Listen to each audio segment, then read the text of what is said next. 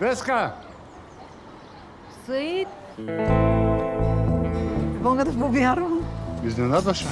И ти мен, какво правиш тук? Малко по работа. А ти? Аз съм от Свиленград. Сега съм на разкопки тук. Това е на границата. Каква красота. Нали?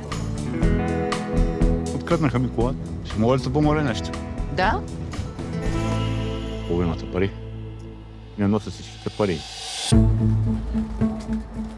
С горива, с контрабанда. Аз имам дребни работи с него. Абе, пари като има, българин е готов на всичко. Там, където свършва закона, започва Свиленград. До моите уши достигна слух, че се занимавате с някакива дребни далавери за горива. Тогава ще я приключи и двамата. Виждал ли си се? Изчезна. Сигурна ли си, че искаш да навлезеш в тея?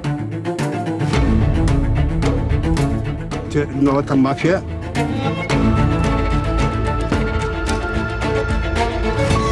Всичко има цена, момиче.